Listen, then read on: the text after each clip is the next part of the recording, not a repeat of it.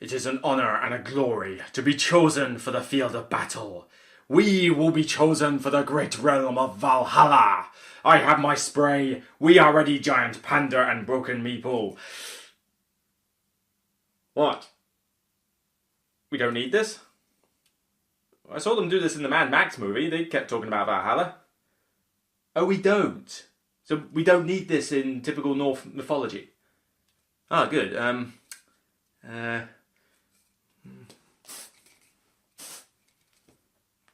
Might as well they smell nice when I go into battle.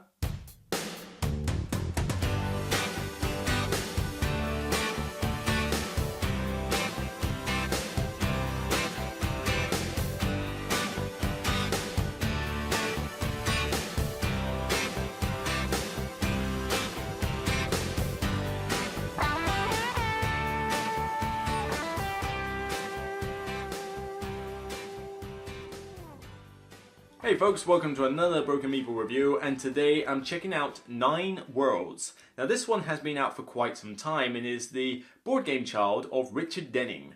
Now Richard Denning you may know as one of the organisers of the UK Games Expo that I'm at every year now.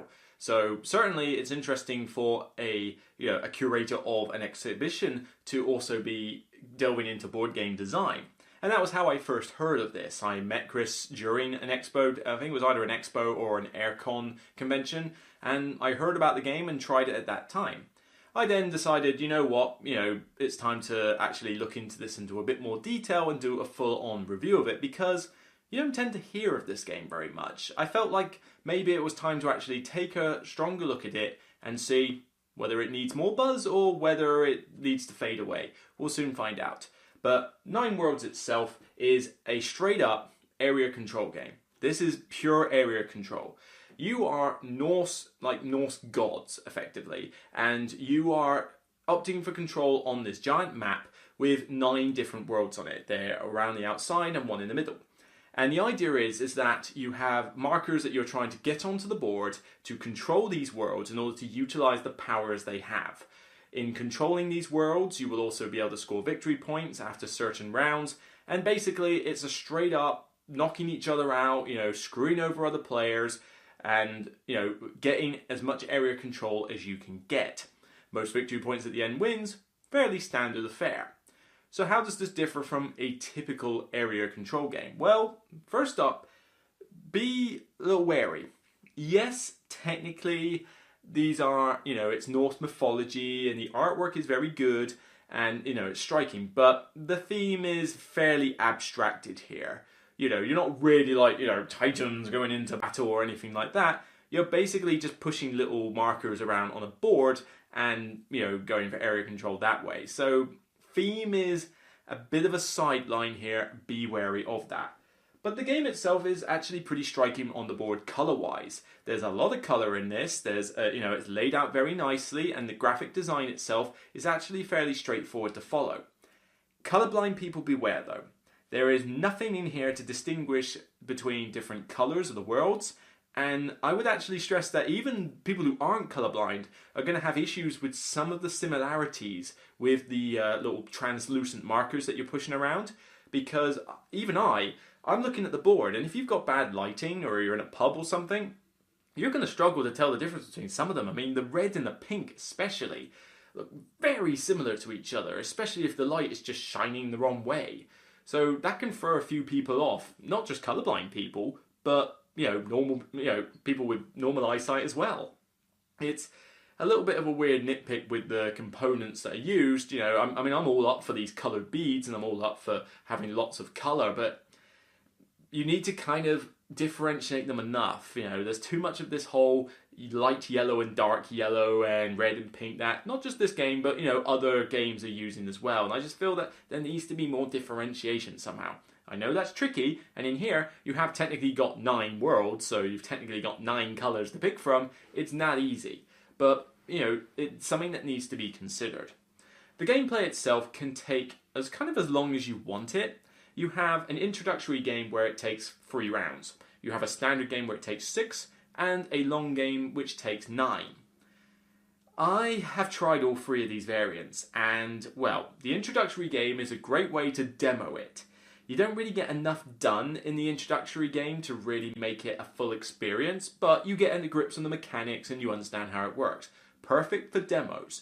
I have seen this used as a mechanic in demos, just play the introductory game. It's a good perfect length if you just want to give people a little bit of insight into it. Standard is pretty much the way I solely play this because the long version is just too long.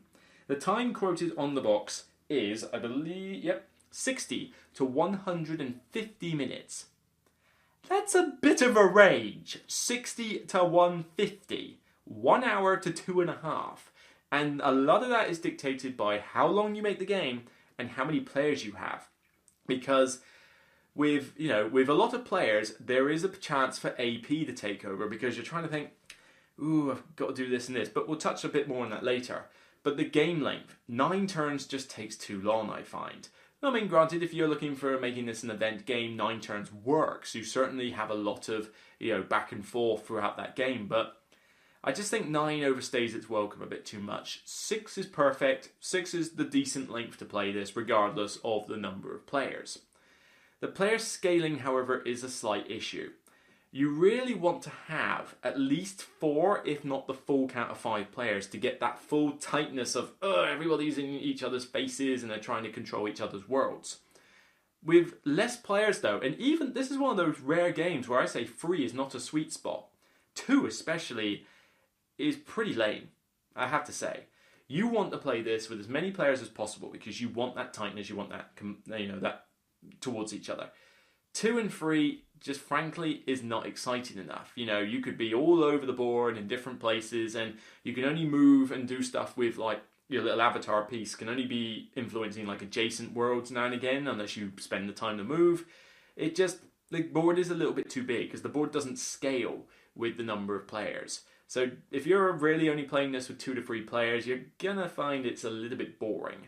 With 4 or 5 though, it comes into its own and starts to shine a bit more though, just because you are really getting into each other's faces. Granted, you're not really doing mass battles, but if a world gets too many tokens, you have to take them off. Some go to Valhalla, some don't. And there's various abilities you can do with your avatar that basically get rid of other opponents' markers. You can send them to adjacent worlds, you can banish them to Helheim, I think it's called, effectively graveyard as I like to call it, and you can screw over a lot of players. And it's going to get quite cutthroat and quite mean. This is a very mean area control game, and if that's your thing, then, keep watching. If not, then look no further because it's going to put you off. The world powers are a neat little addition because you trigger those based on whether you have control of them at the end of a round. They go in a particular order. They're pretty easy abilities. It's just there's quite a few of them. And like I say, you just follow it in step order and you'll get through it fine. You can also add player abilities to the faction that you are, or you can just wipe them out entirely for a cleaner, more introduction level game.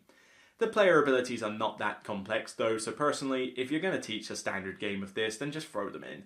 If you're going to do an introductory game though, then you could wipe the slate, but to be honest, player powers, who doesn't like them? I want to keep them in the game, and so far they've been relatively balanced. I haven't really seen any one that completely dominates over another, again, depending on how people play. So where do the flaws start coming in though? The downtime's the worst issue here. Because most games have you take an action, then next player, then next player, then next player.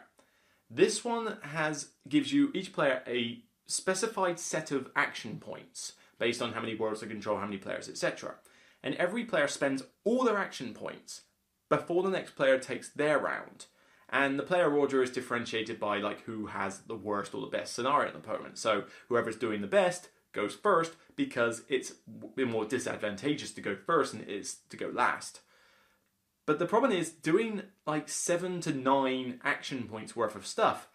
That person could be there sitting thinking a while, and I know different groups, different levels of AP, etc. But this lends itself to AP in a strong fashion because you have got a lot of action points to spend, and you'll be like, I could do that would cost 1, and that would cost 2.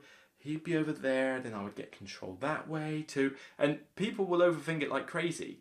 And you've got to spend all of them before the next person does it. It's not like, I'll spend 1 to move. Right, your turn. Which I think would have worked slightly better.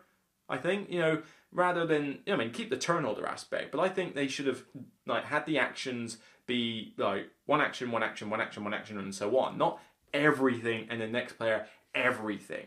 So if you've got AP players in this game, the downtime gets to ridiculous levels as you are sitting there waiting for your turn. And there's only so much that you can plan ahead for, because you might be thinking, I'm going to do this, this, and this. And then the player before you takes ages to think about their turn, completely mullers you, ruins your entire strategy, and then you've got to rethink what you're doing with all these action points. It does drag at times when you're waiting for those slow players, or even just when you're waiting for your turn anyway. Because think about it. Let's say you're going last. That means that not only are you, generally doing bad at the game, which is going to be a little bit of a demeanor, but you've also got to wait for probably, let's say a 4-player game, you've got to wait for 3 players to completely finish their rounds before you start. That's a fair chunk of downtime. For something that you're expecting to take between 90 minutes to 2 hours, there's a lot of downtime in this.